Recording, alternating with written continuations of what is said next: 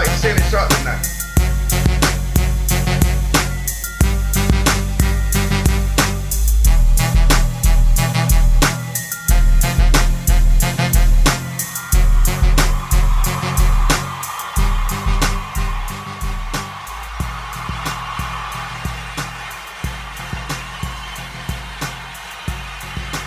Yo, what's going on? What's happening?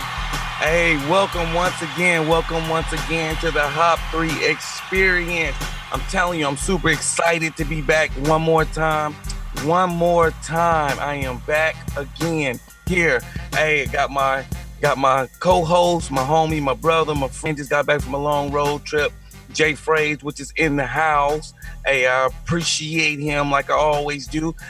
Real quick, let me go through the sponsors. You know what I mean? We got King's Broadcasting, which we are brought to you by them. And also, you know, they don't just do our podcast. They take care of all your podcast needs. We got the No Name Podcast show that comes on Sundays. We got the Petty Sports show that comes on. We got the 808 on the Beat every Friday. Those young men, hey, if you're an inspiring rapper, poet, rock, it don't matter, R&B. If you want to get your music out, hit my boys up, 808 on the Beat, especially on Friday nights. And last but not least, we got that Pulse 880 radio. And I tell you, we got the radio station rocking. We got it rocking with all of your latest gospel, R&B, hip-hop, and rap. So make sure you download the Simple Radio music, hey, and come check us out on Pulse 880, the radio. Hey, we really apologize about last week, but your boy HOP3 had to go take a vacation, and I had to get out there and just get into the wind. So I was out there last week and enjoying the views and the sights and the mountains and in the coast, out there riding my bike. So I took a week off from the show and other things in life and took an operational pause. I took a knee and drank a little bit of water to get refreshed, and now I'm back this Monday like always. So if you have your Bibles with you, and if you don't, that's totally fine. If you can with me, turn to Daniel chapter 3. Daniel chapter 3 real fast for me. And we're going to start at verse 23. Daniel chapter 3, starting at verse 23. And it reads, "And these three men firmly tied and fell into the blazing furnace. Then King Nebuchadnezzar leaped to his feet in amazement and asked his advisors, 'Wasn't there three men that were tied up and thrown into the fire?' They replied, 'Certainly, your majesty.' He said, 'Look, I see four men walking around in the fire, unbound and unharmed, and the fourth looks like the son of the gods.' Nebuchadnezzar then approached the opening of the blazing furnace and shouted, 'Shadrach, Meshach, and Abednego, servants of the Most High God, come out and come here.'" Hey, so real quick, I just want to take a moment and kind of speak about and talk about standing in the impossible, talking about how do you stand in the impossible. So let's take a moment and think about this real fast, and I promise you I won't be that long. But as we look at the text, the three Hebrew boys were faced with the calamity, whether to bend, fold, or stand. And what I need you to understand is they could have been to worship the image that stood before them and ask God for forgiveness later. And if most of us will be transparent and most of us will be real on here and be honest, most of us do things and then ask God to forgive us for what we have just done. And in some cases, forgive him for what we are about to do. And so if I'm not talking to you, then I need you to talk to some real folk then, because the real folks that's viewing in here, because we always hop to the truth. We want to keep it real all the time. We always go to God and ask him for forgiveness a lot of times after the fact. But the reality of the matter is that since I've been saved, I have messed up. I have messed up a tremendous amount of time since I've been saved. And I messed up even more when I was saved. And the fact of the matter is that you're always going to be a sinner. You're always going to mess up. There's going to be times that you're going to have to go to God and ask him for forgiveness. See, I thank God every day. Every day I thank God that I wake up. And the reason why I'm thanking him is for giving me another chance, for giving me another day, and letting me know that it's okay and he still has my back and to keep pushing. But what you have to understand about these three men, they went into the fiery furnace. You know what I'm saying? Sometimes you have to go through to get through. I don't think y'all heard me right now. For all the viewers that are listening in, you have to go through to get through a lot of times. The company that you keep and deposit in your mind will affect your judgment. It will affect the choices that you make in life. That's why Paul said in 1 Corinthians 15, do not be misled. Bad company corrupts good character. So we're looking at this text. There were thousands of great people in the city, thousands and thousands, but only 3 stood tall. I don't know. I didn't really want to preach on this show today, but I'm really feeling this, and I need you to understand that no matter what the situation may be, that there was thousands of people, thousands, but only 3 stood tall. What God showed me in the spirit is that everybody that you count on, or everybody that you count, you can't count on. Oh, I don't think you heard me. Everybody that you count, you cannot count on. I need y'all to feel that right there, because the very folks who said that they will have your back, the very folks that say that don't worry about it, the very folks that say when you down, I'll pick you up, those are going to be the very folks that you can't even count on. Oh, y'all looking at me like I'm crazy, probably looking at this phone and looking at this social media like I'm crazy. But these 3 guys were the only ones that stood up and stood tall with all these thousands of folks that was there that could have stood up. They said, I'd rather die than just fit in. But I'm so glad that these Hebrew boys displayed the principles found in Romans 2. Be not conformed to this world, but be transformed by the renewing of your mind. So I need you to remember one thing, if you don't remember nothing else. Everybody that you count, you cannot count on as you take this journey through life, knowing that you can still stand tall in the midst of whatever you're going through. You can stand tall in the midst of those trials and tribulations. You can stand tall. The only thing that you need is God, because as they was in that furnace, as they were in there was no evidence of them even being in there when they came out of there. And not only that, Nebuchadnezzar said, isn't there 3 men in there? Why do I count to 4?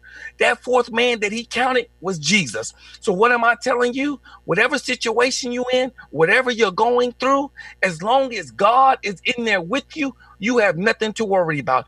I tell this to everybody I talk to.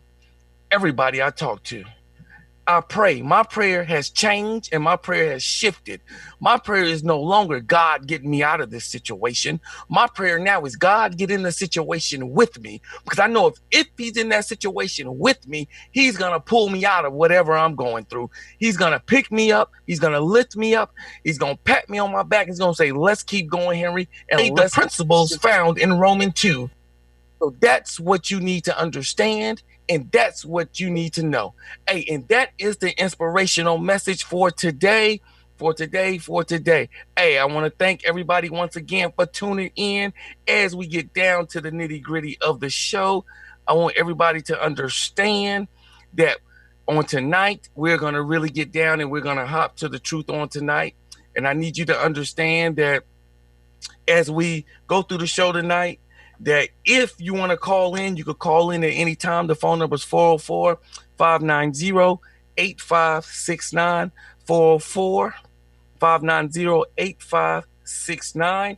The HOP3 broadcast lines will be open all night. The HOP3 Experience is a podcast that is insightful, relevant conversation between myself and guests, shedding light on important social topics, cultural, politics, family, and much more.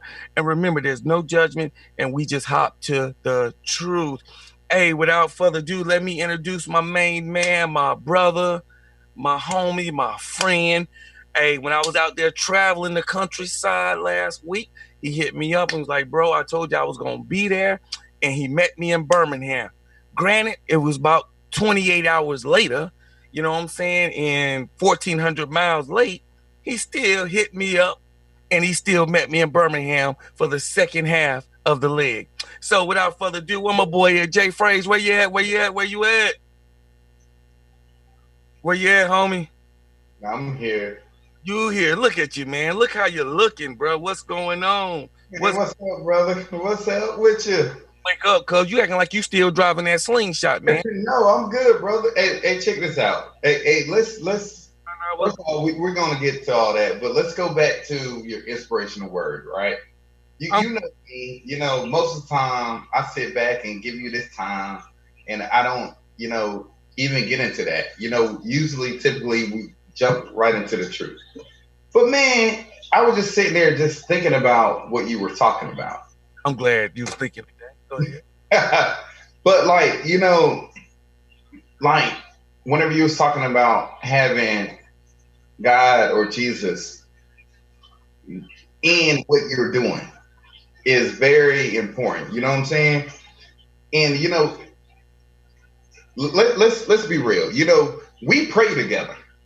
You Yeah, know, we pray for each other. We pray together. We converse about situations that a lot of people don't know because that's between me and you. That's the two. That's how we roll.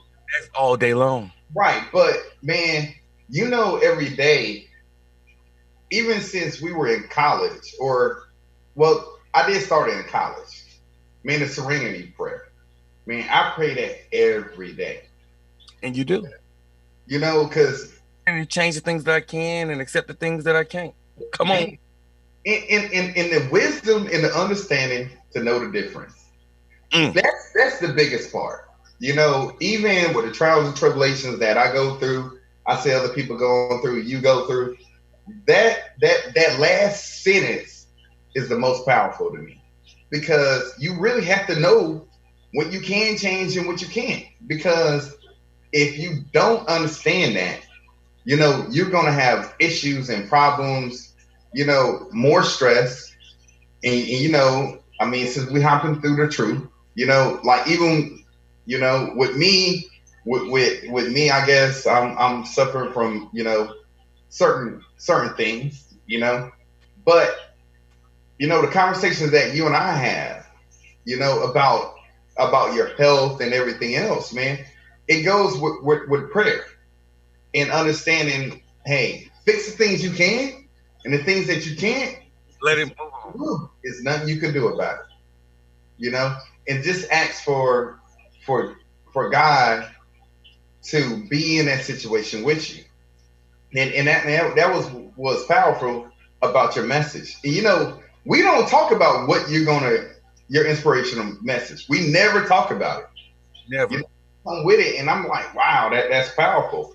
And then also what you were saying is true. When you up, man, you don't have to find an amen choir when you up. Tell me about it. Come on now. You finna get me started. You know that. Man, listen, if you preach it at a mega church, you don't have to worry about finding a choir. You don't have to worry about finding musicians. You don't have to worry about finding anyone. People are already in place. Because you know why? Because you're already winning. Yep. But whenever it comes down to creating the foundation, the slab, because a lot of people don't understand your vision. And we had that conversation too. But also your vision is your vision. It's not, I could understand it, but it's not for me to visualize it because that's your vision. But you know what? You know what, though, Jay? And you have one thing about that is your vision. And I'm glad we're having this conversation because this can help somebody else out that's watching this show. Nobody's going to work your vision like you're going to work your vision. And I believe a mistake a lot of people make, even pastors, will give them the vision. They'll make it plain and they'll understand it. They'll break it down Barney style. But at the end of the day, they get mad and upset when their vision is not played out the way they want it to be played. For the simple fact is, can't nobody do it like you. And ain't nobody going to put as much effort into it as you're going to put into your vision. So if you're watching this, this is for you that's watching this. Mm-hmm. I want you to understand, if you have a vision and God has planted something deep down inside of you, what I need you to understand is this. Do not get mad and upset because you have hired some broke down jokers or you have put your trust in somebody else to carry out that vision and they're not carrying it out the way you think it should be carried out if you're not doing your part. God gave you the vision, so you're going to have to stick and stand behind that vision and see that vision all the way through until it can be on autopilot. But until then, don't get mad when it's not working out the way you want it to work out. I experienced that before. in ministry, not even on my job, in the military. I've had numerous times where I have came across where God has given me a vision or given me a plan, and I've learned that I have to work that plan myself. Because if Right. I work and rely on somebody else, Jay, guess what? It's never going to come out the way I want. Then I find myself mad. So now I don't get mad anymore. I just know who to trust, who not to trust. I know what part of the vision to tell who and what and when, and what not to tell other people of the vision. And then when the vision starting to be when the vision is in place and we're starting to make progress, I know that I cannot take my foot off the gas. Got to And, keep on the gas. The problem is we start tapping the brakes, bro. hey, listen, man. Hey, one of your favorite rappers, man. You know, Ludacris. Come on, man. You already Hey, hey, listen. Hey. You know one thing Luda always said? what's that? If I say it, either I've done it or it's about to happen. Hmm. But the reason why he's saying that is because he had that faith. And you know, people talk about having faith. And really it boils back down to having that faith of a mustard seed. And And also applying and putting your vision on paper.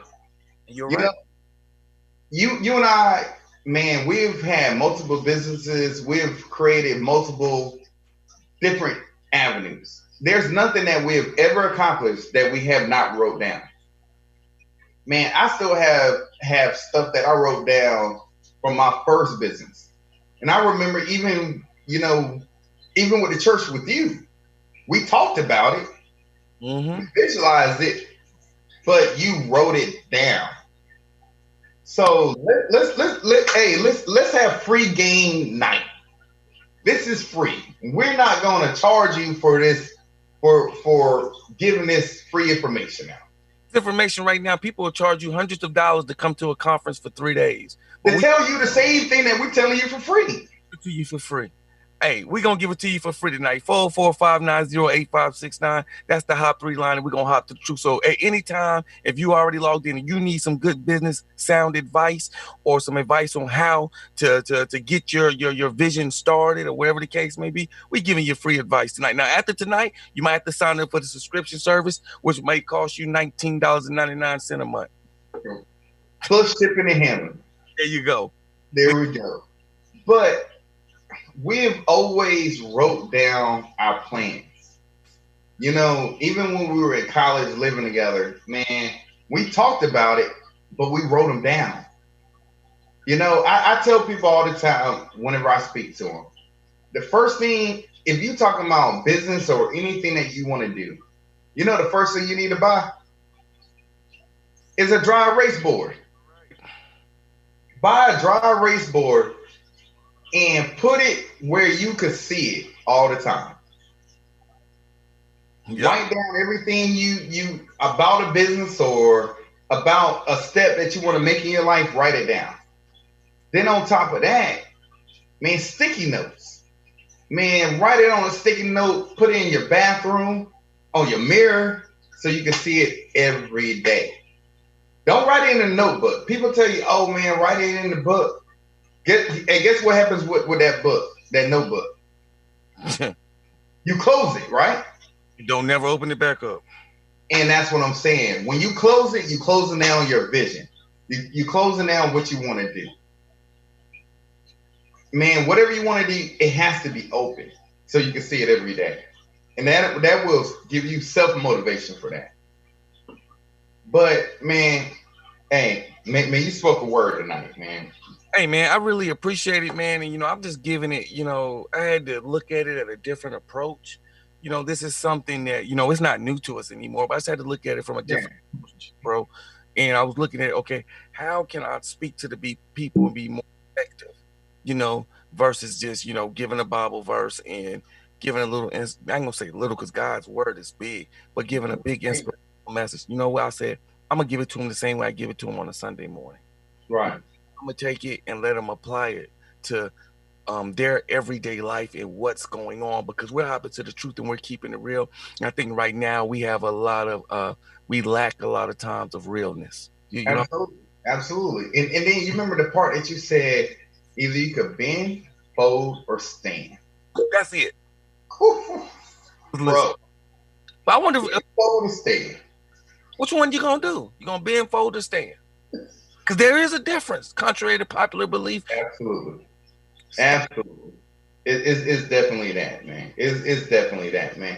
Hey, powerful words tonight, brother. Powerful words, man. Man, that's very. I mean, when I look at that, Justin, I just want to be an inspiration to somebody, and I only if I could, if I just touch one tonight, if I could get one to say I'm a stand and I'm not bending or folding. If I could get one to say, you know what, I'm finna write my vision and I'm finna work it and put my foot on the gas and don't come off. If I could get one tonight, just to say, you know what, I've been going through hell. I've been down in the storm and rains. But guess what? I'm no longer gonna be down in the storm and rains. I'm gonna grab the bull by his horns. I'm gonna look over to my left and I'm gonna see that God is in the fire with me, and me and God finna ride this out. Because it's one thing that's a fact.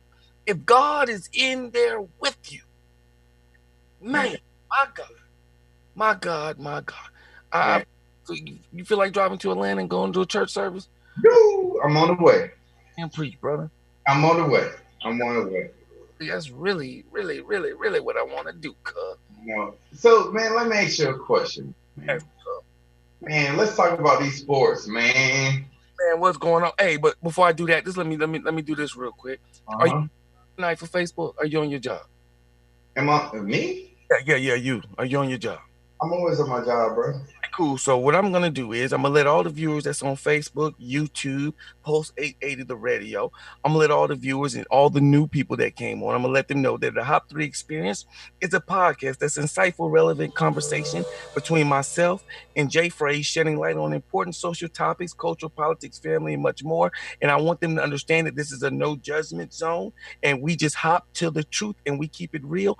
And with that being said, can you please send a shout out to everybody that's on the book tonight that you may see? If you're on your job, cuz I'm always on my job, man.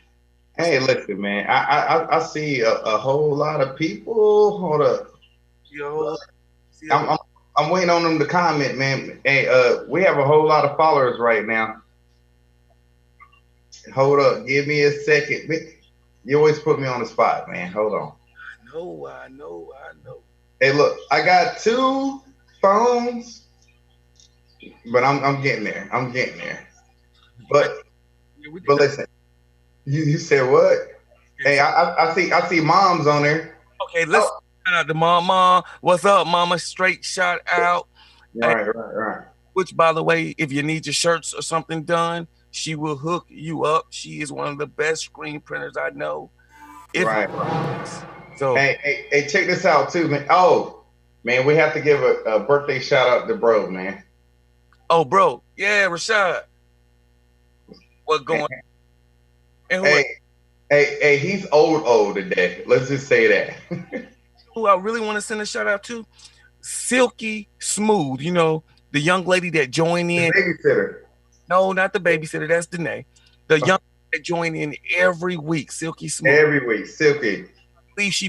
I believe she's at work, but she always log in and she always catch our show.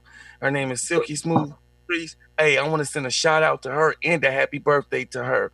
So I want to happy birthday, Silky. Hey, appreciate the support every week. Every week you on. She's on there every week, without a doubt. I don't know if she's on here right now, which I'm pretty sure she is, because she's probably gonna say something in a minute. Right. Oh yeah, definitely, man. Lisa Williams, my sister Lisa. Man, when I tell you, man, that's a strong woman of God. I ain't putting the business out there, but just know she's a strong woman of God. Always keep her in your prayers. That's one of the strongest women that I know. I see that she's on here, so I want to send a good, strong shout out to her and tell her that I love her and I'm happy that she's on here tonight. Love you, sis. Who else you got? Man, Anthony's aunt just got on. Anthony Golden. Holla at your boy. Anthony's on. Hey, bro on. Bro's on too? Okay, cool. Bro's on. Send a shout out to my wife. She's on there. Faith without work is dead. You're absolutely right. There's a lot of stuff that's dying in this season because a lot of no faith. Ooh, I might have said something there, didn't I? Yes, sir. You did. I can pick up a word with that one. A lot of stuff dying in this season. So with sports, where you want me to start? You want me to start with baseball, basketball, football? Man, I'm just happy that we have something else to watch on TV than Netflix and chill. Netflix. Oh boy, please don't say Netflix and chill, bro. How you gonna go there, man? I'm just saying, man. You know, that was back in my days, man. The Netflix and chill. You red box and chill. Yeah, and I think a lot of kids was born because of Netflix and chill. Man, Netflix and chill, Redbox and chill, Napster, Oh, LimeWire, come on, that Napster and Live, why that's where you used to get that free music from, right? and Black Planet. Uh, Yeah. yeah. All right, so check it out. Let's start with football though, real quick, man. Let's go ahead and hit this thing up. Let's start with football real fast. All right. Well, you want me? Man, yesterday was. Hey, well, Thursday was actually the first day of football season, and I know everyone was excited. We back, oh my gosh, back at it again. So Thursday, who played on Thursday? Yeah. Man, Kansas City and the boys from Texas, them Texans. So the final score of that game was 34-20. But honestly, that score looks a whole lot closer than it really was. Kansas City was in control the entire game. They basically did whatever they wanted to do, and I mean they handled their business like the defending champs that they are. KC lost though, right? Who? Did Kansas City lose? No, I just told you.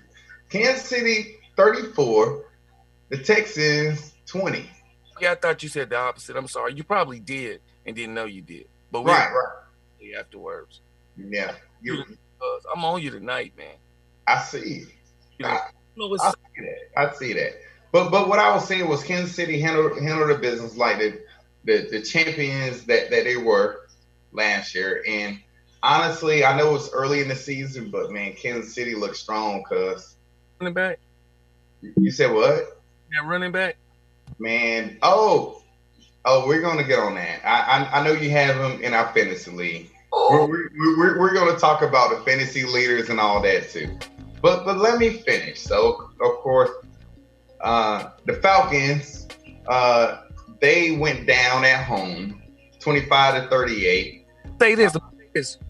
Pause.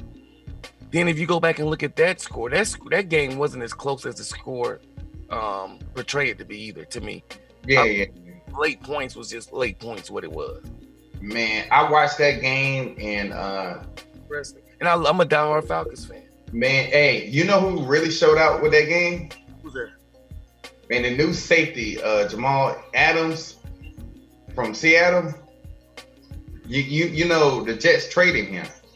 Man, that dude was all over the field, man. Great game. The Bears beat the Lions 27-23. The Packers put up a whole lot of points too. Green Bay 43, the Vikings 34. Washington won. I mean, you don't even call them Redskins anymore. They just Washington. I mean, Washington beat the Eagles, which kind of shocked me too. 27-17. The Jaguars won 27-20 against the Colts. Yeah, the Ravens handled their business, bro. The Ravens 38 to the Browns 6 points. And we don't talk about fantasy with that. But more importantly, man, you know the game that everyone was waiting to see? What's that? The debut of Tom Brady in Tampa Bay. All y'all Falcons fans, the NFC South is the hardest division. That's the toughest division. Man, we got this, we got that, we got all this. But guess who went down? Tampa Bay. Tampa Bay lost to the New Orleans Saints 34-23. Also, New Orleans did come back. Yeah. Part I watched, I had some more stuff going on yesterday, so I couldn't watch football. I could just go back and forth with it, but where I was at, I just didn't have the luxury on yesterday of watching. Yesterday. yesterday, but when I was watching, I think it was 6-0. Yeah. It was 6-0. I think Tom Brady scored the first touchdown of the game. But after that, I'm not gonna lie, man, it was downhill after that player. Gotcha. Man, yeah, they handled their business, man.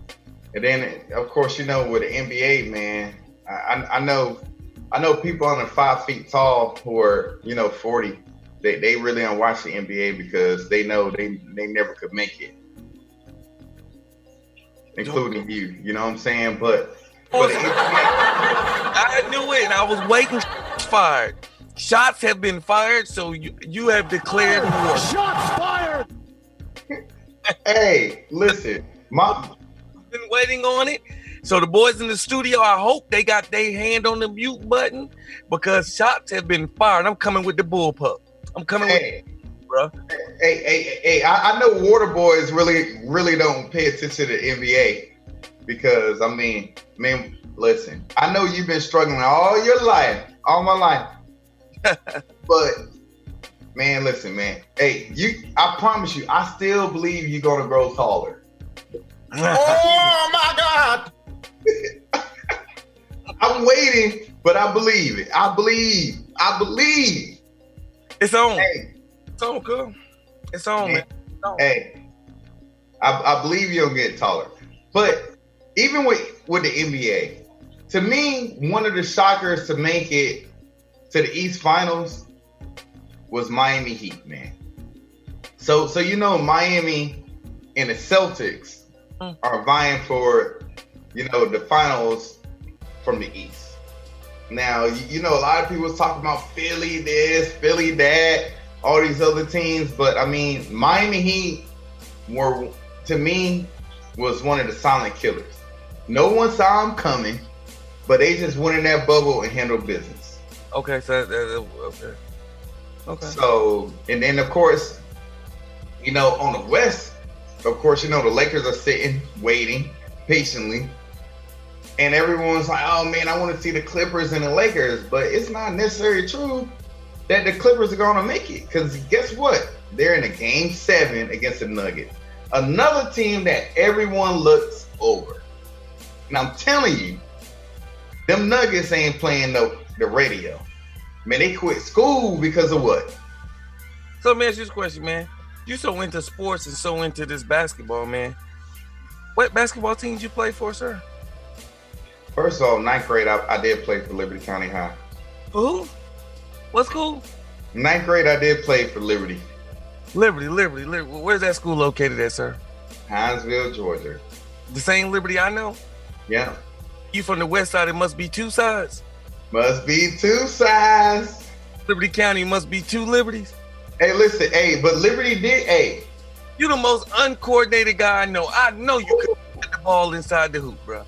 When I played, I was more like a Dennis Rodman type, I get like 10 rebounds and like 2 points, possibly, Okay. Because I can't be that. Man, I do have, first of all, I have coordination. You do. I take that back. You just don't I play the drums, right. And I played baseball and D-back. You have to have some type of coordination to do that. Who D-back at, cuz? Liberty. Oh, no, we ain't gonna talk about how Bradwell. Well, come on, bro. That's all I'm gonna say. But we're not talking about you and I. But you and I both know if you would have lined up on the opposite side of the ball when I played, you probably would have traumatic brain injury still. Traumatic. Do you understand what traumatic brain injury is? Man, you doing all this talking, man. Listen, hey, at 40, we can suit up right now. Yeah, little guy. That's all I'm saying, little guy. Little guy. Man, where's little buddy at, man? I don't know where little buddy at. Man, little buddy need to get on the line too, though. Little buddy probably stalking us right now. He's probably looking on somewhere down on there. Look, let me see me go through. Oh, hold on 1 second. I got a call. Let me see. Hey, you on the line with the HOP3 Experience. Who am I speaking with? Hello? Okay, they hung up. It is what it is. They hung up, so. It sounds like you got a pager over there. That's not even me. That's not even my line, bro. Yeah. Hey, but yeah. So hey, let's talk about fantasy football then. Since you want. Hold on 1 second, Jay. Okay, there we go. Had to make sure. I don't think that was my line or nothing. Can you hear me, Jay? Yeah, I can hear you. Well, they can hear you too. My phone or something. Right. Cool. Yeah, it's all good. We back. Please call back, caller. All right. Probably somebody wanted to talk football. Oh, yeah. Hey, look at this right here. Somebody just wrote on Facebook, Jay. Justin can't play no ball. LOL. Ooh, somebody coming at you. You talking about Heavy D? Overweight lover in the house. Okay. We're gonna see. You talking about overweight lover? Yeah, definitely. But check it out. He calling back. Thank you for calling the HOP3 Experience. You're on the line with the HOP3. Who are we speaking with today? Hey, what's going on, Lisa? How you doing? I'm good. Can y'all hear me on air? Yeah, we can. Yeah. Right now. Okay, I just had to talk to y'all for a minute because y'all talking about the sports, but y'all didn't mention the WNBA. Oh, we getting there. We getting there, sis. Yeah. Man, your brother, like always, since we've been knee high to a fly, always cuts me off. We didn't even get a chance to get there yet, but we getting there. But hey, since you on the line, what you want to talk about the WNBA? Okay, so it seems like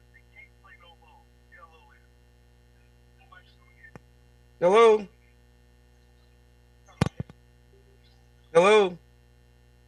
Okay.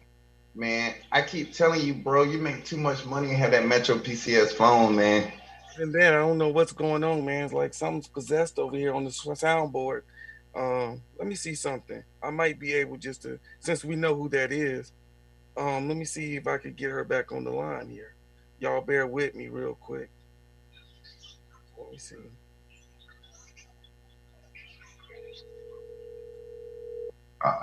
Boy, you got called back? hello? Speak to Lisa, please. Hey, Lisa, you're live on the air with the HOP3 Experience. Okay, fellas, I'm glad you called me back because you guys didn't mention nothing about the WNBA. So I just wanted to throw a plug in there for them. Okay. You hear her, Justin? Can you hear her? No, turn it up. Turn it up. Okay. Hello, Lisa? Okay. Call him back on another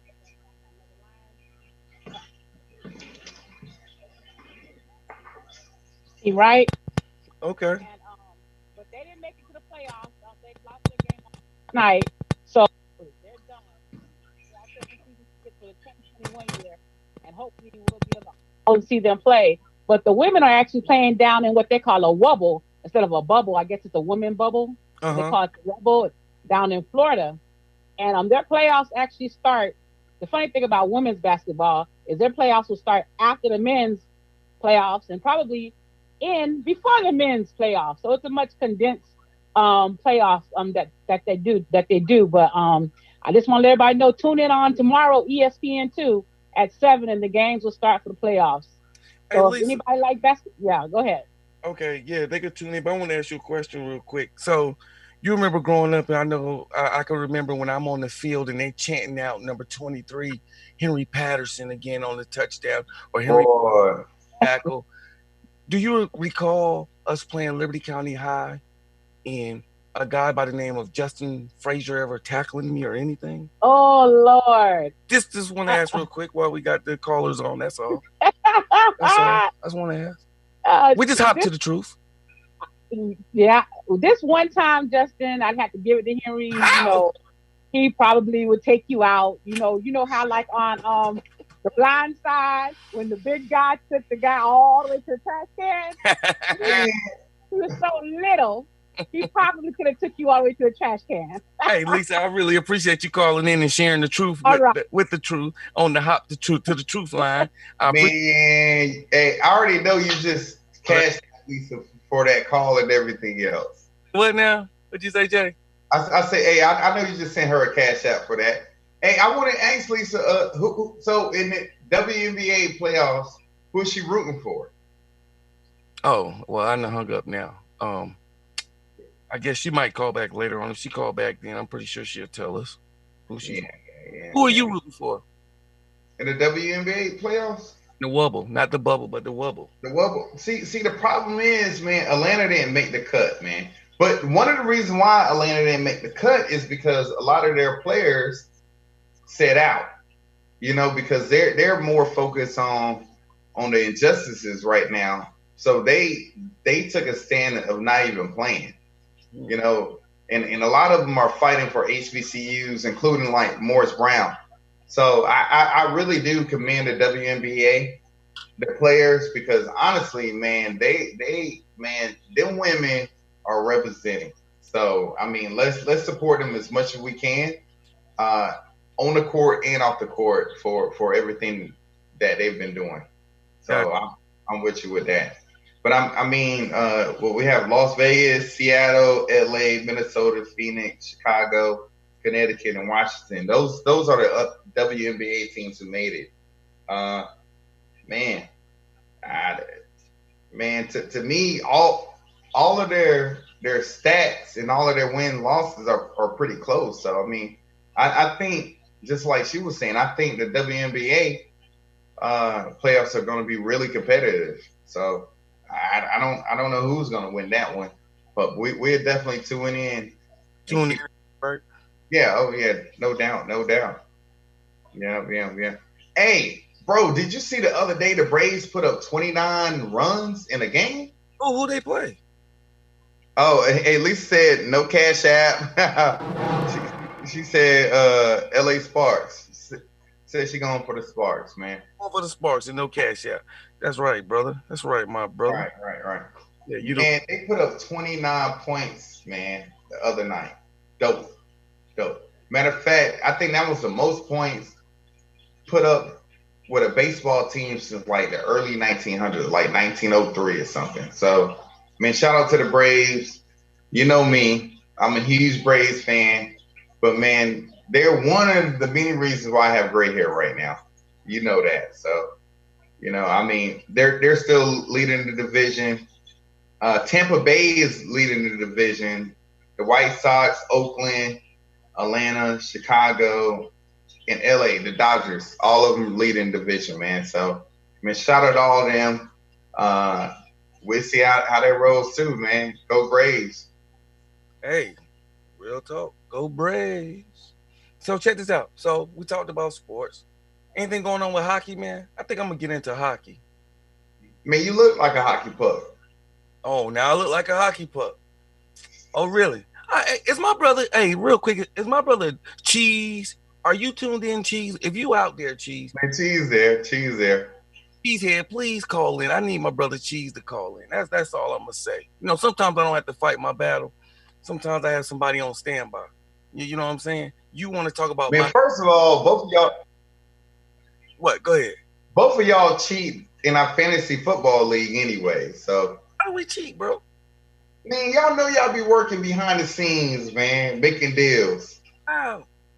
That's like somebody saying me and you cheating because we just went out of town on that long road trip. So that's for them to say, well, y'all was out there together. Y'all was out there cheating. And no, I'm talking about the last 7-8 years we've had this league. What? Thank you. Okay. Man, y'all, come on, man. Okay. Think about it. First of all, let's talk fantasy, man. Talking. Dude, how did you get Cam Newton, because one of your players opted out? I already had picked Cam, and I kept. No, you didn't. That's my keeper. Cam was. I'm not going to argue with you on the air with everybody watching. But if you want to, so check this out. Cam was already my player, bro.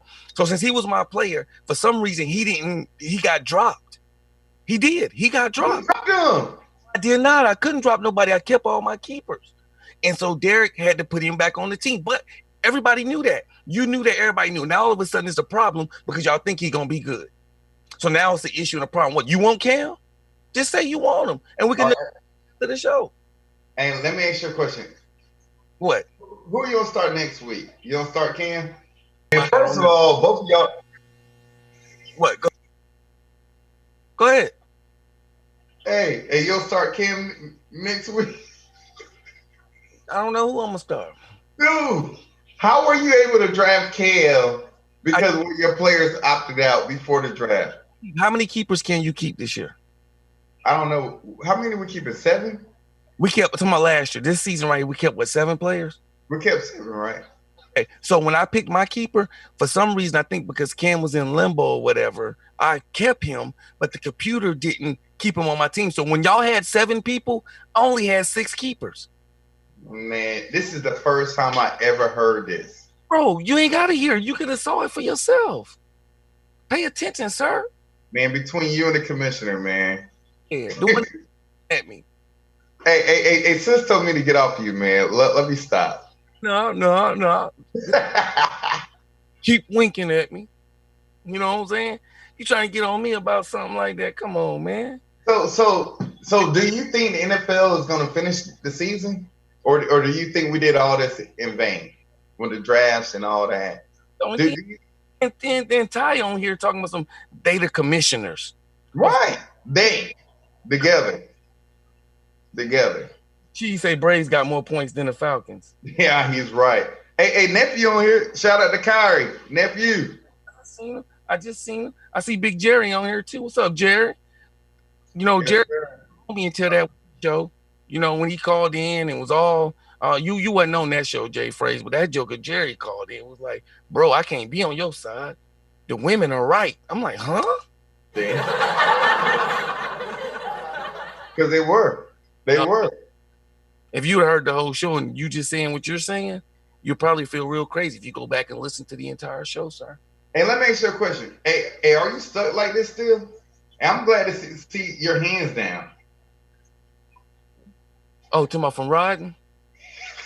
That what you trying to say? Hey, but look, at least I was like this instead of like this. Ooh, you try to call me out. Hey, man. Hey, first of all, man, I appreciate the opportunity. I know I caught the tail end because of, other obligations, business, work, health, everything else. But those small moments that we did have an opportunity to spend together, man, I really appreciate that, man.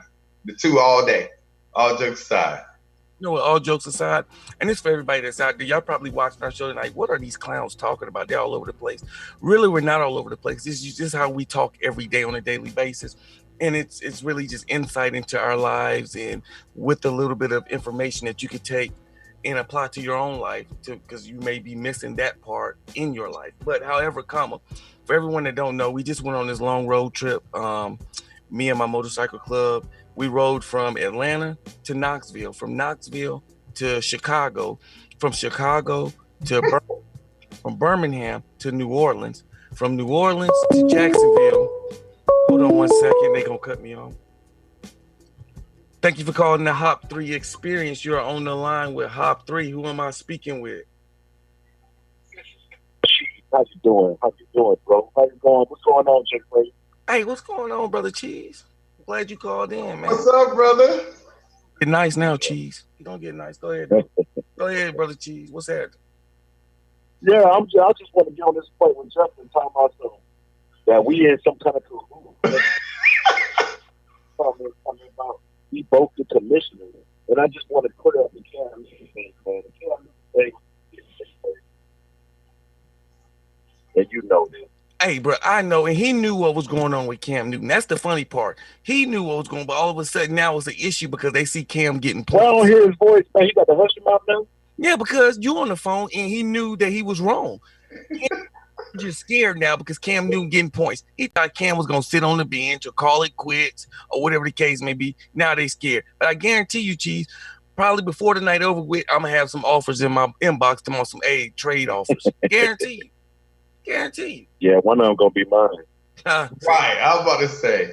We're in cahoots though. We're in cahoots. So, hey, we're in cahoots. So, hey, whatever you need, Cheese, I'll give them to you. What player you want, you can have them.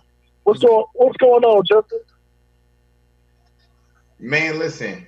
Can you hear me? Yeah, he can hear you. He just don't know what to say. He's scared. No, what I'm saying is, first of all, Yeah, well, I'll send it to you, man. You got no right. right. I'm about to say, so now we have the commissioner and the co-commissioner of our league on at the same time, man.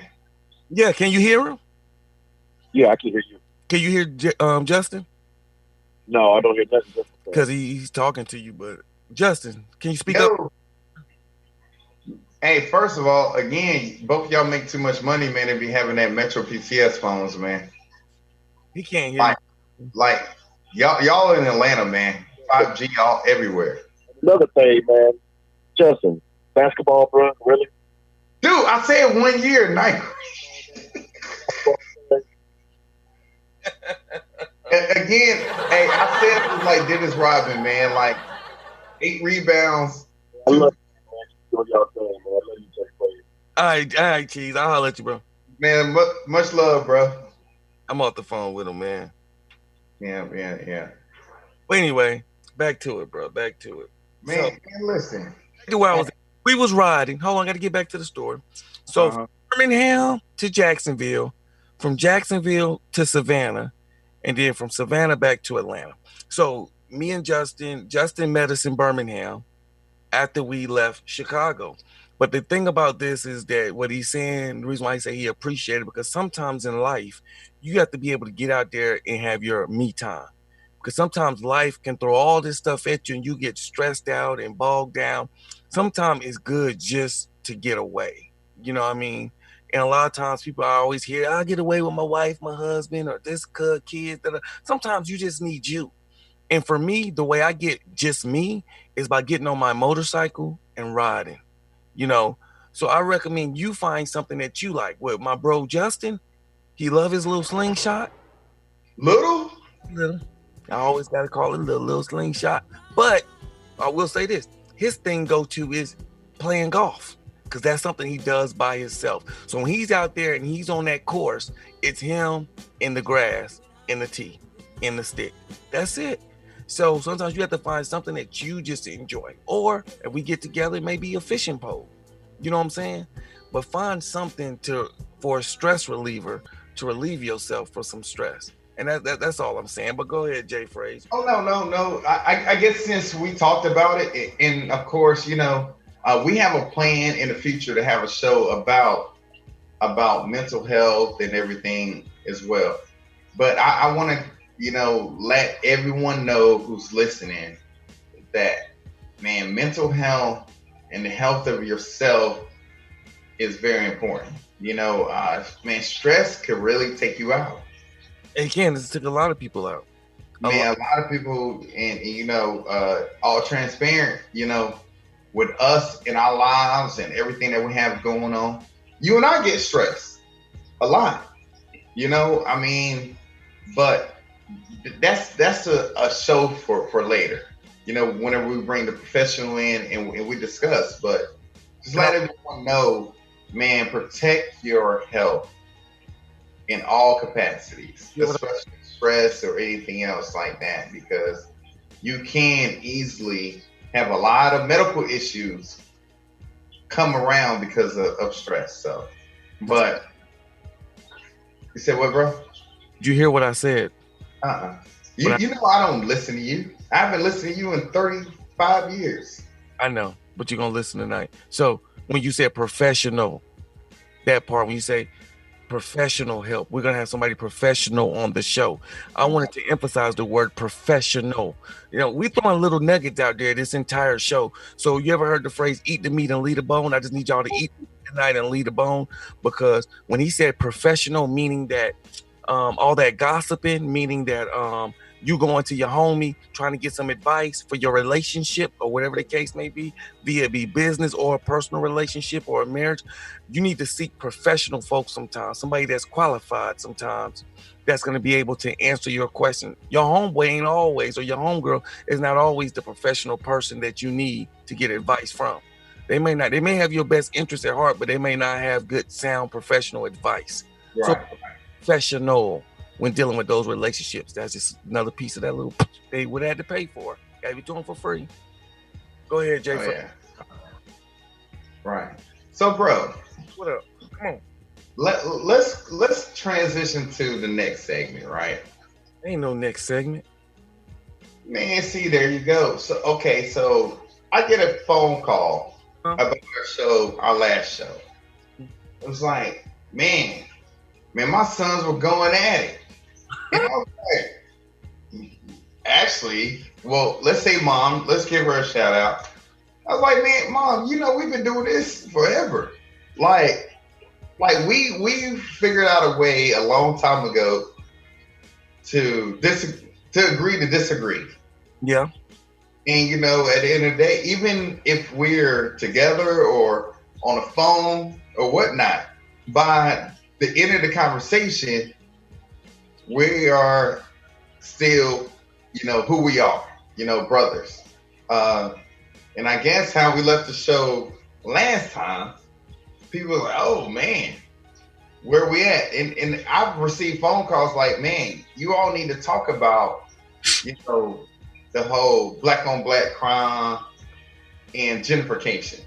I was like, oh no, we getting back to it, and we had, after the show, you and I talked after the show about it. But it's time to bring that on air about how we both feel about that. I'm not saying that I'm right or you're right, but let's just air it out. Get our viewers involved with it, how they feel about those two things, from black on black crime to gentrification. Now, how we left off was, oh, what about black on black crime? And I looked at you and said, what? There's no such thing as black on black crime. It's just crime. But you were saying that, oh, well, man, this is happening. Like, we can't fight this when this is happening. But yes, we can. Those are two different things. And again, my stance is with this. Now, I understand there's a lot of people, whenever you're dealing with crime, where the individual might be unarmed or something, or somebody's robbing someone and they get murdered. I get that. I don't justify that any. But also, with the situations that you were talking about, how can we talk about a police officer killing an unarmed black man when there's black on black crime? There's two different things, brother.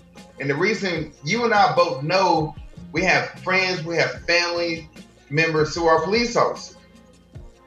And a police officer is there to protect and serve. And they're not there to protect and serve immediate death. They're not there to protect and serve immediate judge, jury, and hangman. That's what I was saying. Whenever you have a badge, you have a certain different responsibility to handle yourself differently and accordingly. That's the only thing I'm saying. And then when you was talking about the numbers, like, bro, on a real, the numbers don't add up. Don't believe what the media says all the time. Don't believe what this person is saying all the time. And what I was saying to you was, man, you sound like the rest of them. Like, oh, well, this happened, but what about black on black crime? What about what happened in Lithonia? What about what happened in Savannah or Atlanta or Chicago? And please don't say the name Chicago, because that is the biggest false news statement that the media makes, that Chicago, now, is crime bad in Chicago? It is. But statistically, Chicago isn't even the number one city in the nation or the world with crime. So what do you got to say? All right, so here I go. Justin Frasier. Here I go. Check this out. First and foremost, Hey, if you want to call in 404-590-8569. This is the HOP3 Experience line. Now, this is what I want to say real quick. All right.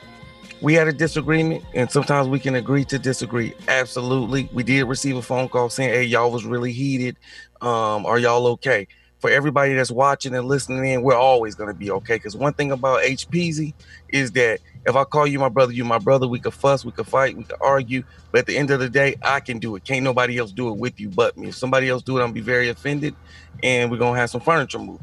But however, I can do that. And I'm always okay with my brothers, because that's what brothers do. We argue, we fuss, we fight, then we move on. So, to your statement, Justin, I still stick behind my statement 100%. There is a such thing. You're saying these numbers and all this stuff. I get it. Like I told you last week, I'm not a politician. I'm not running for office. So really, I'm not even concerned with, somebody, you're saying, well, the numbers in Chicago, this a lie, the media lie. Okay, well, everybody is a lie. So I got to listen to somebody at the end of the day. So if I got to listen to somebody, I'm going to come up with my own assumption. And my own assumption, you know what I'm saying? That's what I'm going to roll with when I get all of my information. I don't care about the numbers. I care about what I'm reading and what I'm seeing. Okay, you're saying Chicago, that the numbers are off. You're saying they're totally off, and that's the biggest lie and the biggest fake news story ever. But I know one thing that's not fake. They're not making up bodies and putting them on the news and saying such and such was killed or such and such was murdered. That is not fake, and that is not a lie. You know what I'm saying? Because it came across the news thing. And if that is the case, they got a bunch of mannequins with names and some real good makeup artists and everything else. But however, what I want you to understand, Justin, and I want the viewers to understand, and please get all your politician buddies and homies to call in tonight, because I'm still going to stand behind what I say, is at the end of the day, there is a problem with black on black crime. And when I say black on black crime, like I told you before, I'm referring to, if we're fighting for Black Lives Matter and the police killing us at an alarming rate, you know what I'm saying? I'm also saying this. I'm saying that it's still not right for us to kill each other, regardless if it's one murder or if it's 1,000 murders. I want to see it come to an end, which I know that's doggone near impossible for it to come to an end. But I believe that we could slash those numbers. And I believe that's the issue also. I'm not trying to take away from the movement. I'm not trying to bring up a smoke screen and say, hey, let's talk about us killing each other versus the police killing us. What I am saying, because that's not right, but what I am saying is I believe there is an issue with us killing each other. And that right there alone by itself is taken away from the bigger cause, which is the black on black crime, and which is the police killing us. But watch this though, bro. Here's out. Just like we talk about Glenwood and stuff like that, and I use that because that's an area that me and you both moved in together with when we were in college off of Glenwood. Villages of East Lake, shout out. We like the third or fourth person to move in when they built the new apartments over there, and they were still building them. But however, what I want you to understand is I get that we need to push more money into the economy and create more jobs. But the reality of the matter is you could create more jobs. You could rebuild neighborhoods. But if you can't get that mentality to change, you know what I'm saying? There's nothing that's going to change when it comes to boosting the economy up. Some people just want to do that. They're just going to be killers. They're just going to be thieves. They're just going to be robbers. So why not focus also on, you know what I'm saying, having this conversation? I said the week before last, let's have a conversation. That's all I was saying. Let's sit down and have a conversation with these guys also and say, look, while we sitting here talking about the police killing us, let's stop killing each other too, because that's a conversation that needs to be addressed and needs to happen in the black community also. Because this question, let me ask you this question. This is a real question, Justin. You saying you agree? So riddle me this, Batman. If you every time a black male walk past a Caucasian, they or older Caucasian, they may grip their purse a little bit tighter. They may be scared or shaken. You know what I'm saying? You know what I mean? At the end of the day, because they're scared of us. You know what I'm saying? Or they scared of getting shot at. So at the end of the day, bro, if if you go somewhere and you got some black people that are scared to go in some neighborhoods themselves, what make you think they're not scared? And I'm not saying that, taking away from the movement in itself as far as police brutality, but what I am telling you is that I firmly believe that is an issue too. And regardless, and I'm not just saying black on black, white on white could be an issue, Puerto Rican on Puerto Rican or whatever, Indian on Indian at the end of the day. What I'm trying to see here and get you to understand is that we still need to have that conversation in our community with these young black males. So and I agree to a certain extent with that, right? Ain't got to, but I'm glad you do. No, listen, I'm going to give you your kudos for a certain part, right? Okay, come with it. You did say it's bigger than crime, right? But why is crime high in those particular areas? It's not a black, let me rewind. Tell me why it's higher, Justin. You tell me why it's higher. Because of the lack of economic opportunities. So if you give them economic opportunities, and yes. Listen, hold on. Yes. Listen. The reality of the matter is you're still going to have some that's saying this is not enough. You're going to have some. I'm not saying you're not going to have some. Listen, you cannot get rid of crime. To have that conversation. Okay, cool. But also you have to have the conversation with the two E's. Economic opportunity and education. Let's just say a society, right? Whenever you're talking about building a true successful society, where do you start with? Okay, first of all, let me get this out. The first thing you do is religion. Let's say that. That's out of the way. What are the other two things that you need to have a successful society? I don't know. You're the subject matter expert on economics. Oh, I'm not. But also, I can tell you need economic opportunities and education. The lack of education will bring less jobs. When Fortune 500 companies or any company, whenever they look at a place to set up camp, the first thing they look at? They don't look at how many college degrees people have in their area. They look at their school systems. Because as a business person, the first thing they do? Okay, if I put this business here, I'm not putting this business here for just right now. I want this business to be successful for decades down the line. So they look at the education system on a local level. Even when they building prisons, and they building businesses, what they look at? They look at the test scores of elementary school kids. They look at elementary and middle school kids. Is that factual or a rumor? That's factual. I'm telling you from a development standpoint. Why are you yelling? I'm right here, bro. I'm right here. You don't have to yell at me, sir. I am older than you last time I checked. Okay, so. Bro, you had me by what? It doesn't matter. 2 months and 29 days? The fact is. Dog. Fact. So go ahead. So facts are they look at the test scores of elementary school before they put a prison in the area. Yes. They look at the test scores. Let me ask you this question. It don't make sense to me, Justin. The reason why that don't make sense to me, why would they look at the test scores of the area where they put in the prison in? For the simple fact, when you get locked up, does not necessarily mean you're going to go to jail right there around the corner. Yes, it does, bro. Most crimes that are made. Right or wrong. Bro, listen. They can sentence me to jail in Savannah. I don't mean I'm going to go to DeKalb County on Memorial Drive. It's the difference in jails and prisons. And we're talking about... No, we're talking about... We're talking about jails. Commission. Look, hey, mom is on. Shout out to mom. Boom. Hit me with the fire. What I'm saying is, bro, listen, I'm telling you about what I know. First of all, do you know most prisons are privatized? Do you know that? Most prisons is for profit. Let me What about though? We're talking about the fact you said facts. The fact that we're talking about is they put prisons in the area. You said they prison. do.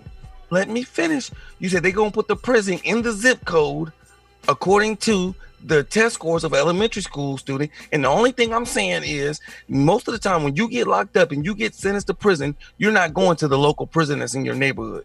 That's prison. I'm talking. Hear me out, and I want you to hear me clearly. So before you say that, I see Mike Bell made a comment and he could get it too. So Mike Bell, since you could get it and you say Justin speaking the truth, do me a favor, my brother. Call me 44590-8569. Call me and hit us up on the HOP3 line. I would love to hear your intake on this, Mr. Mike Bell. Listen, bro. The only thing I'm telling you is this, right?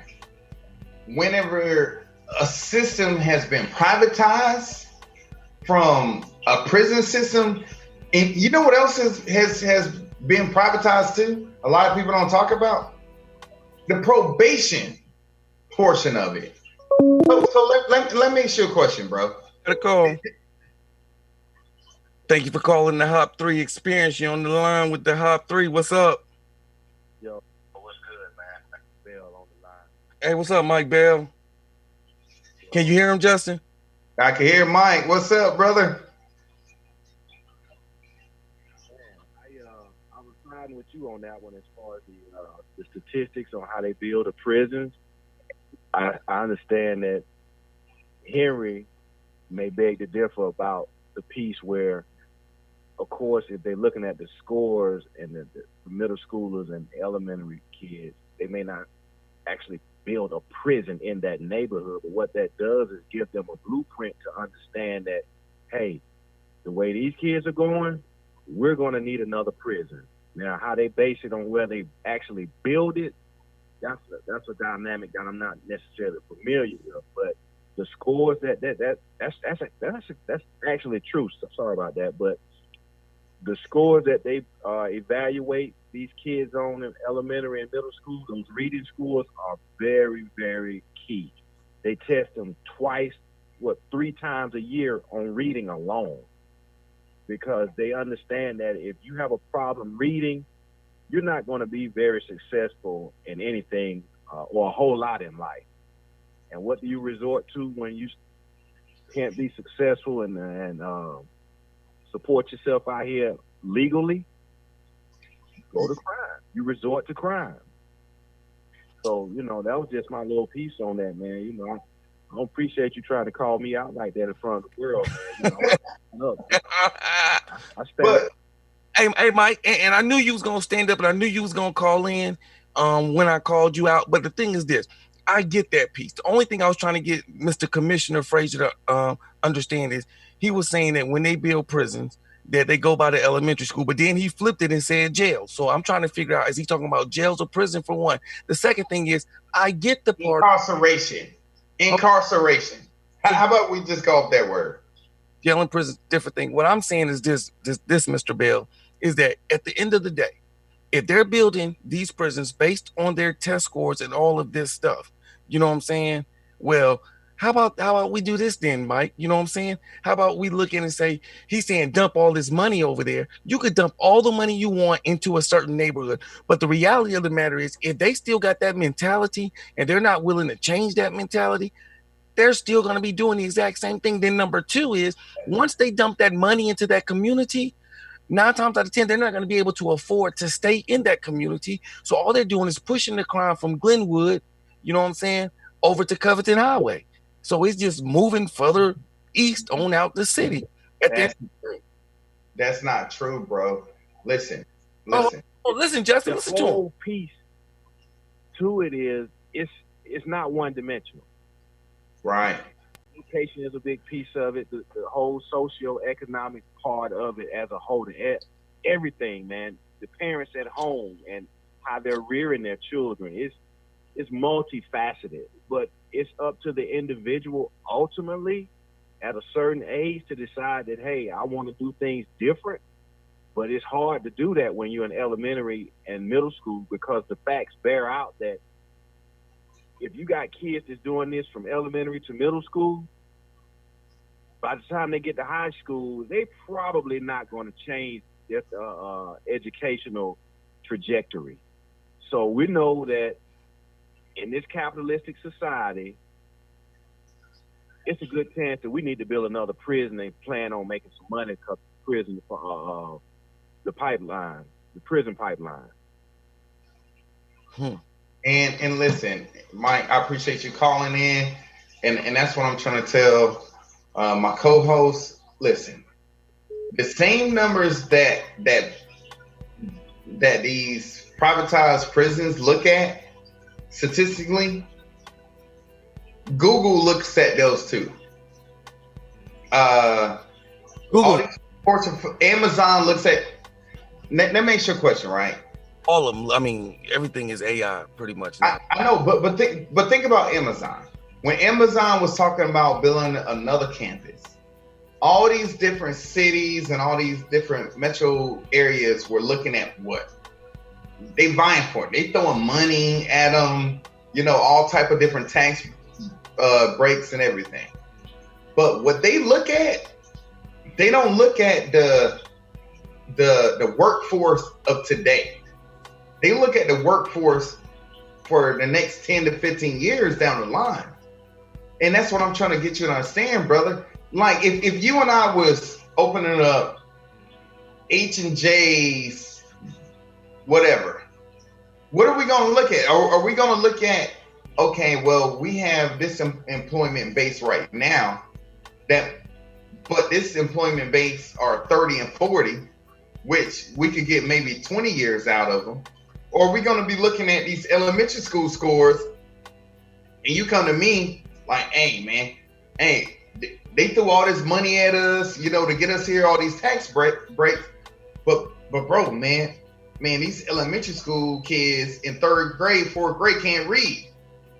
So if they can't read, how are we going to be able to train them to work this heavy machinery?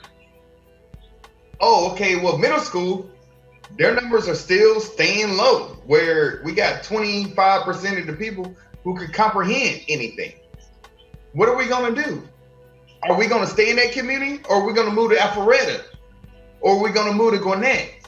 That's what I'm saying. Those same numbers that these privatized businesses on both ends are both privatized businesses. That's what you need to understand. Doesn't matter if it's a prison or Google. They're both privatized businesses making money. So where are you going to move? You're going to move where the need is. And the need with prisons are where? Where people are illiterate. And with our business, because we're the CEOs of Amazon or whatnot, we're going to move where kids are the most educated.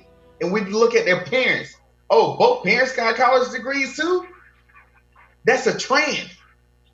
That's where we build our business, because we're not building the prison. That's what I'm trying to get you to understand. So whenever you're talking about, black on black crime, no, crime is crime, brother. And crime is where people making. And that's where you keep going off on No, not on that. You can't, since you asked. Okay. So, saying crime is crime. So at the end of the day, if crime is crime, you know what I mean? I'm concerned about the black on black crime. I just said, let's help eliminate black on black crime. Let's help reduce black on black crime. No, you focus on that area, because the only reason why you could say it's black on black crime, because that particular area is black people. But it's not a color connected with it. It's the region. Bro, come on, man. You and I both live in the hood of Atlanta. The reason why I don't live in the you don't cut me off all night. No, you just cut me off. I thought you was finished. You just took an operational pause. Go ahead, man. Don't be quiet. Go ahead. The only thing I'm saying, bro, is this, right? You focus on that particular area or that region, because they're like prime example. And I know you don't want to hear statistics, right? But every year the numbers come out in like September from like the Department of Justice, right? So the numbers that came out in 2019 in September was for 2018. So this year, the numbers that come out in September of 2020 will be of 2019. Okay. All right. So all offenses in America, right? It was over 10 million offenses, right?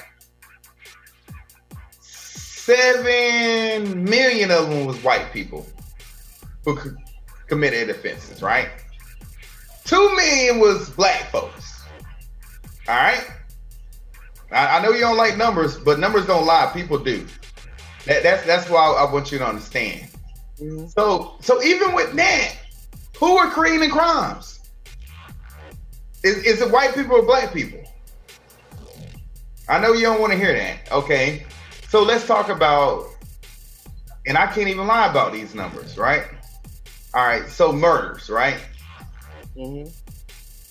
It was like 11,970 murders. 5,280 of them were white people committing those crimes, and 6,380 were black.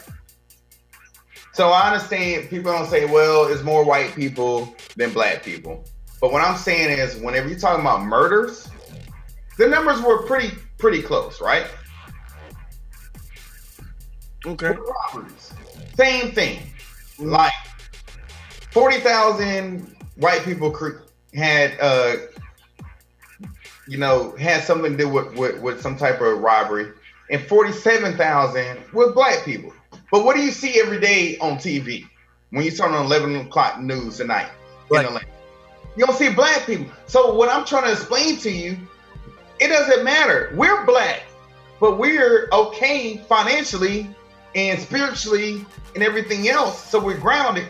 We're not going to get off of our show tonight and we talk on the phone how we're going to rob somebody, because morally and ethically, spiritually, and everything else, and that we have more to live by and live for it, because we know the opportunity is out there. We're not going to go create that. That's what I'm saying. If anything, we need to focus on creating opportunities for people. It's not our job, and you and I have had that conversation. It's not our job to force them into that, but it is our responsibility to create that opportunity for people. There's never been a job that I interviewed for that I asked for a job. You know what I've always asked them for? An opportunity. Now, what I do with the opportunity is up to me, but the only thing I can ask them for is an opportunity. Just like I want to create opportunities for everyone else. Can I talk? You can. Thank you, sir. Appreciate that, young blood. So my thing is this. I totally agree with you 100% with what you just said. We have to create opportunities, Justin. I get all of that. But at the end of the day, like you said, all you can do is give them an opportunity. So with giving them that opportunity, what I'm saying is we still need to have that conversation. You don't like the words that I use when I say black on black. But the reality of the matter is, I don't care if it's one murder or if it's 1,000. And if it's a black person killing another black person, that's still black on black. What I'm trying to get you to understand is that I want to help eliminate that one and make it a negative number where we don't have any. You know what I'm saying? At the end of the day. So what I want you to understand and what I want you to help focus on, you know what I'm saying, on your next campaign, sir, is that you focus on helping to eliminate that one black murder or whatever it is. That's all I'm saying. I'm saying we're saying the same thing, and we're agreeing to disagree, but you just don't like the fact that I'm using the words black on black, which it is what it is. I don't want to see none of that. You know what I'm saying? So while we're in this fight, you know what I'm saying, with the police killing us, let's get into the fight also with us stop killing us. That's the only thing I'm trying to say. That's the only conversation I'm trying to have with you on tonight. I'm down. I calm down. You hear my calm voice. You know what I'm saying? Because at the end of the day, I'm not trying to argue, but I want to get you in your pea brain to understand that this black on black crime just needs to stop. So help me eliminate. I don't care if they never put it on the news or if they put it on the news every night. What can we do besides, you keep saying economics, but I focus more on changing their mentality from the black on black. Let's just change their whole mentality as a whole. You know what I mean? That's it. That's all I'm asking, brother. And I agree with you with that, but you can't fix that without fixing education and economic development. That's what I'm trying to explain to you. Hey guys, listen to this. I'm gonna play a video, and y'all probably already seen it, but I think this is one of the best explanations, and it'll probably hit on both of you guys' point. And y'all see just a second. I'm gonna put up on the screen. I already know what you're about to show, but show it. I haven't seen it, so let me see it. Let's see it. Okay, trying to pull it up. And for all our viewers out there, while he's pulling up the video, that's our producer of the show, my main man Gus. Straight shout out to him. He's probably tired of us arguing, and so he's really on my side too, by the way, you all, and he totally agrees with me.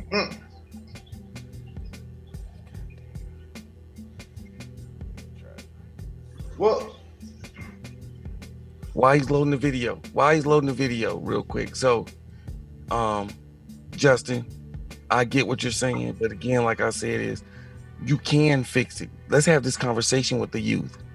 Why we can't have the conversation with the youth? Before all this took off, Justin, you know, everybody was having that conversation with the youth.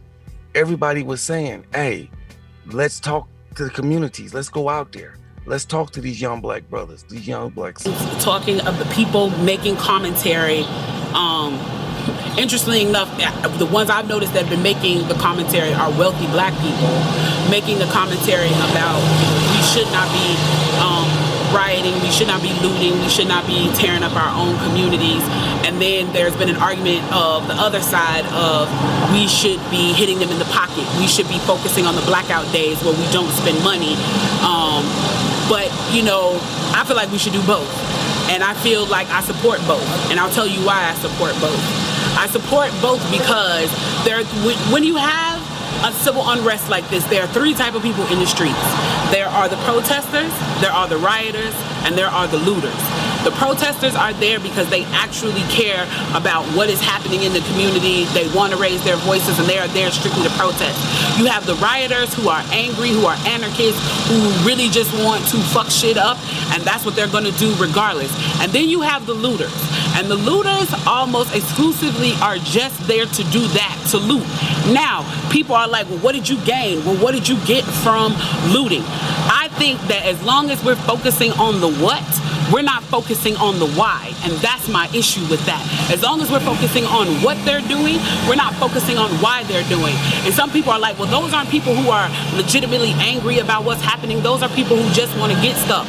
Okay, well then, let's go with that. Let's say that's what it is. Let's ask ourselves why in this country in 2020, the financial gap between poor blacks and the rest of the world is at such a distance that people feel like their only hope and only opportunity to get some of the things that we flaunt and flash in front of them all the time is to walk through a broken glass window and get it. That they are so hopeless that getting that necklace, getting that TV, getting that change, getting that bed, getting that phone, whatever it is that they're gonna get, is that in that moment when the riots happen and if they present an opportunity of looting, that's their only opportunity to get it. We need to be questioning that why. Why are people that poor? Why are people that broke? Why are people that food insecure, that clothing insecure, that they feel like their only shot, that they are shooting their shot by walking through a broken glass window to get what they need?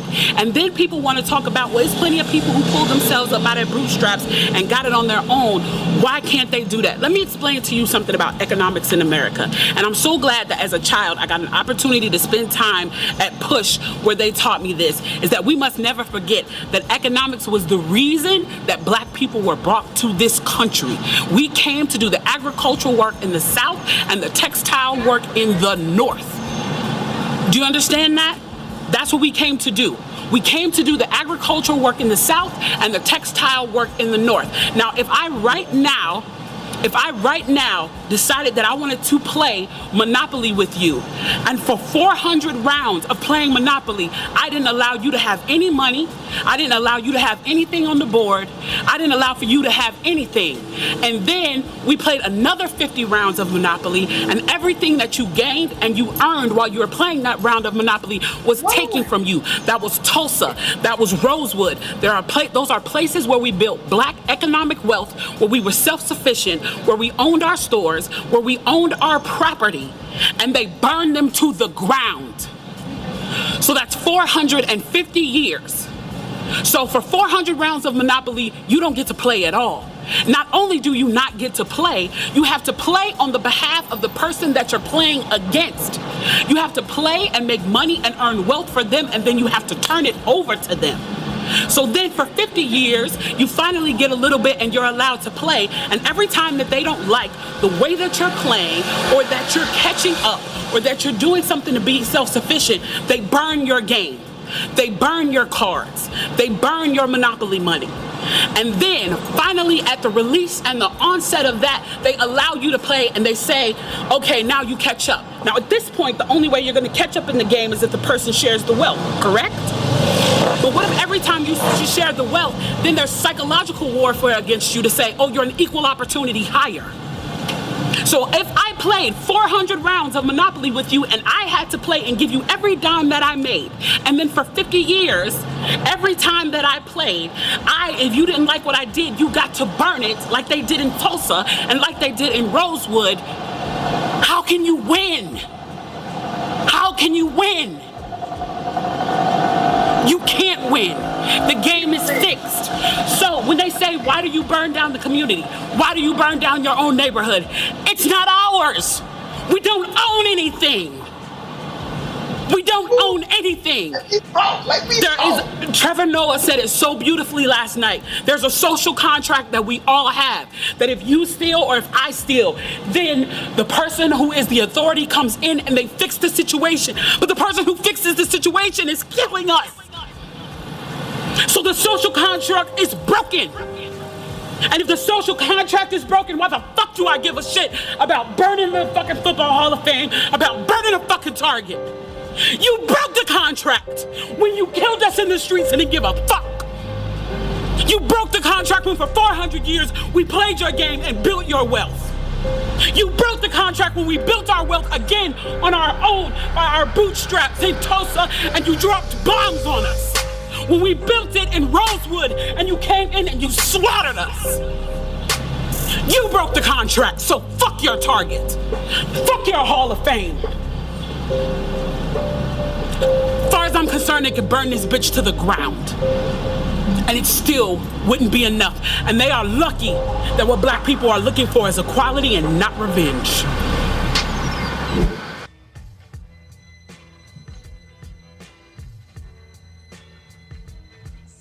Hey. So, pull me up. So check this out. Hey. With her, 100%. 100% I'm with her on that. You know what I mean? I'm in second guessing that.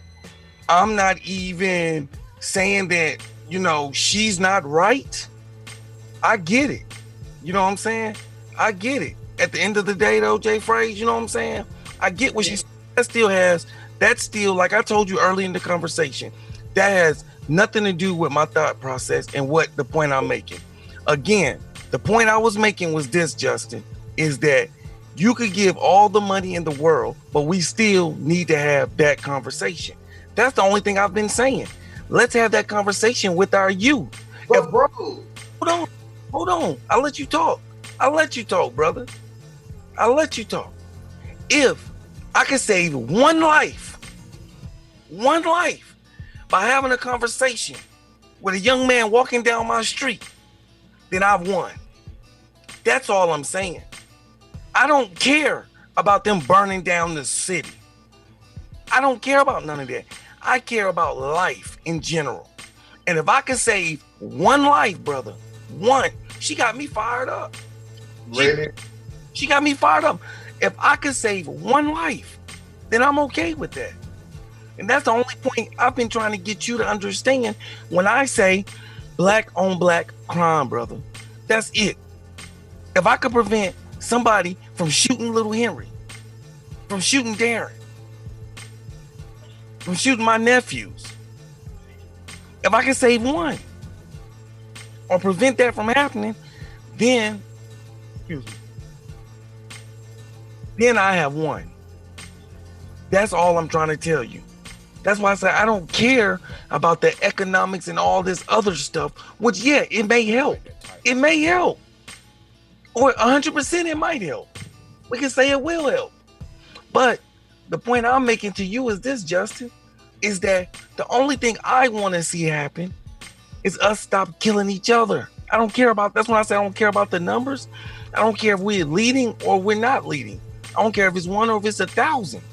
I just want to save one life. I love the video, and I'm 100% with her, but it's not coming across to the point that I'm making. The only point I was making, bro, is that let's save a life. Okay, cool. Okay, listen, and I know we're running out of time tonight, right? So, okay, you know how both of our minds think. You know, we understand what the problem is. But the next thing we do is what?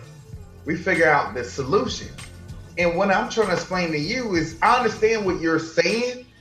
I don't necessarily agree with the verbiage you're using, but thing, you don't like the verbiage. Okay, cool. Say less. But what I'm saying is, let's not, hey, it's a problem. How do we fix it? And I'm trying to explain to you that look at us. We're better, first of all, giving honor to God. Secondly, to our foundation, which was our parents, on both ends. I get checked at your house, you'll get checked at mine. But also, guess what they checked us on? On us being respectful, us, understand that we have a higher purpose, education.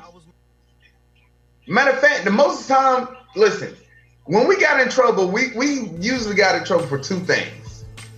Falling asleep in church and we slipping on our grades.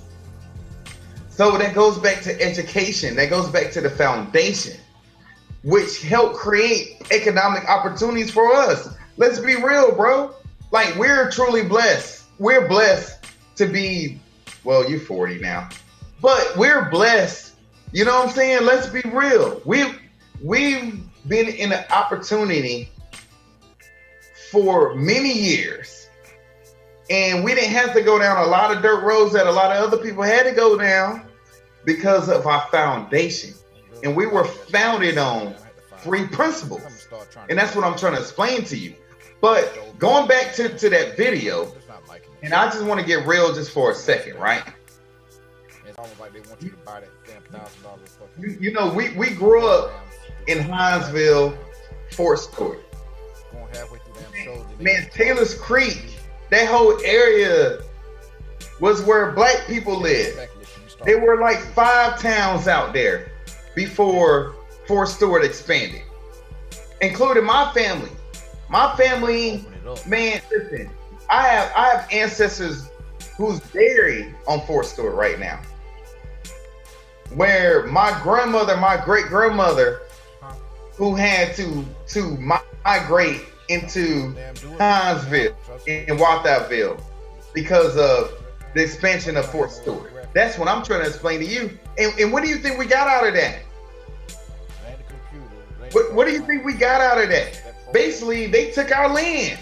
The federal government took my family's land, bro. Come on, man. Like, and Justin, get that. I'm 100% with you. I'm not debating that. I'm not. So what are you debating? What I'm debating, that's what I'm saying. I don't think you even heard me in these last 3 weeks, bro.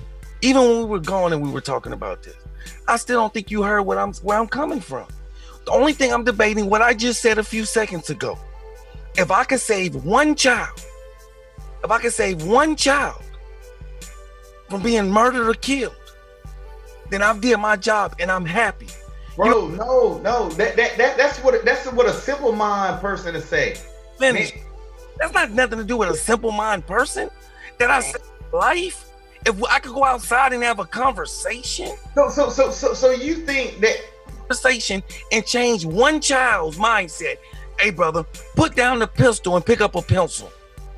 Put the pistol down and pick up a pencil, and let's stop killing each other. That's the conversation I'm having. I'm glad you said that. Okay, cool. So how are you going to motivate him to do that? How are you going to motivate someone who doesn't have anything to say, hey, man, what you're doing is wrong, when you don't give them an opportunity or another option to go? That's what I'm trying to tell you. If you don't create an opportunities, you can how? Can I talk? Well, can I speak? Can I talk without being cut off? Thank you. You call me peanut brain, but dude, your headset don't even fit on your head. You didn't even let me finish. Go ahead. You, bro. This is what I'm trying to tell you. If I go outside and I say, put down the pistol and pick up this pencil, let me mentor you. Let me talk to you first. And I do it all the time. And you know that for a fact. Hold on. And you know this for a fact. I do it all the time. We both do it. Hold on, I'm not talking about you. I'm talking about me, and I'm talking about this conversation. I'm saying when I go outside and I sit there and I have that conversation with them little young cats, them little jits, you know what I'm saying? If I could get across to them without giving them McDonald's or giving them a job at Chick-fil-A, but telling them to use what we have to get to where we're trying to go. Sometimes you can't control the hand that you're dealt. Only thing you can do is play the hand. That's it. Sometimes you can't control it. So my prayer is you know what, God? You have dealt me this hand. So I'm going to play this hand that I got to the best of my ability. And I'm not being simple-minded, because now I got to think, how can I make board? Let's play like we playing spades. How can I make board when I don't got nothing in my hand? And when you can teach them or motivate them or even have that conversation, sometimes it's just a conversation. It's not always about monetary with everyone and everybody. It's not. Sometimes it could be a conversation with that young guy and tell that young guy, listen, man, I love you. I want to see you do better. Sometimes that's enough motivation. You know what I do? Hey, I was raised by the village. I wasn't raised, you know what I'm saying, by just one set of parents. I was raised by a village, considering I lost both of my parents at an early age. You know what I'm saying? So it was a lot of people that poured into me. Everybody that poured into me didn't pour into me monetarily. I had to learn, improvise, adapt, and overcome to get to where I'm at today. Right. Out of hard work. And so when I improvised, adapted, and overcome, you know what I'm saying? At the end of the day, I was able to be where I'm at. Because if not, I'd be in jail or locked up. And Lord knows that was the track I was going to when I was younger. On the real. Pour into me knowledge, and not necessarily monetarily. You know what I'm saying? Right. It made me avoid that track that I was taking. So my whole time, the only point I've been trying to make to you and all the viewers and everybody else that disagree with me, that's even on this Facebook, that's saying, go Justin, tell it, talk it, and everything else, I get it. I'm with you too. I'm one of your biggest fans. I support you 100%. I'm with you. Only thing I've been trying to say this whole time, though, is let's have this conversation with our young black men, our young black youth. Let's stop the black on black crime, the word that you hate. And I get why you hate it. I understand that. I don't like using it, but I'm just a realist, so I speak what I see. So I see it as black on black, regardless if it's one murder or if it's 1,000 murders. Let's have that conversation with that youth, and let's stop it. Like I said, if I prevent one murder, Justin, if I prevent one brother from not going to jail, one brother from not becoming a heroin addict or a crack addict or selling dope or whatever the case may be, I've won. I could go to sleep now at night. And bro, I'm not disagreeing with you with that, but also again, we have the cause, but we have to figure out how do we prevent it. And what I'm trying to explain to you is education, not just with what you were saying. Well, what I'm saying is, hey, do what you need to do in school, you know, go to elementary school, middle school, high school, and college, and go, you know, work for someone. It's still, whenever you see a young black male in the streets and you talk to him, or, you know, you preach to him or whatnot, You're educating them. And that's what I'm trying to explain to you. Education and economic development. If you have economic opportunities, the percentage of you going out robbing someone is lessened. You can't deny those statistical facts. You just say I'm educating them, right? Right. Educating them. And I'm doing what you're saying. We're saying the same thing. We're arguing and we're on 285 and not getting off. Because we're just going in a circle right now. So if I'm already educating them, if I'm educating, our conversation is 285 right now. Because we're going in circles.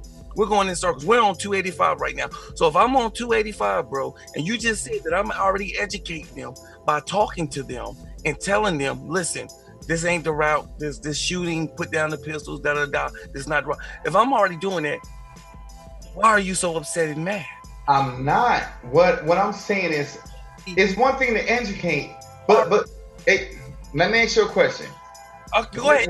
Whenever you tell me, talk. So go ahead. I'll just answer when you give me permission, brother. Man, you don't cross your legs on me, man. Yeah, I got, because I'm not. Apparently, I'm the guest, and you're asking me questions, and I'm gonna answer them, my brother. Man, first of all, you need to put some lotion on them knees before you cross them like that on live TV. No, I put lotion on them, but what I will do is pop that zit on your forehead and maybe use some of that juice. How about that, player? Go ahead. The two all day. So check this out. Only thing I'm saying, okay. Whenever and I'm just talking about both of us, right? And this is what I had to learn as well whenever I talk to our youth and everything. It's one thing to tell them, hey, go to school, hey, it's another path. But what do you ask them? The biggest question that I've learned, and I know you throw it the politics side, but bro, I've been doing this before I got elected. Okay. You're right. You're right. I agree. You asked hey, I've been protesting everything, even when we was in college. I've been doing that. So even having these conversations with our young black males, do you ever ask them why are they doing that? I have. I listen, I've had a conversation yesterday or the day before yesterday, even at the shop with some youth. They were doing something that we caught them doing. And we had a conversation with them. Not that, okay, cool. Hey, you don't need to do that, blah, blah, blah. But we asked them the question that a lot of people don't ask. A lot of people do not ask that question because they really don't want to know the answer. But that will get you a lot deeper to why people do what they do by just asking them, why did that happen? And I'm preaching to myself, I'm preaching to you, I'm preaching to everyone that's on and everything. Like, ask them why. Like, okay, we could talk about, okay, well, hey, the crime rate is high in Pittsburgh. Why? First thing you can look at the numbers at the schools. Look at the test scores. Look at that. That's what I'm trying to explain to you. Economic opportunity and education goes hand in hand. If you have both of those in a community, you have a stronger community.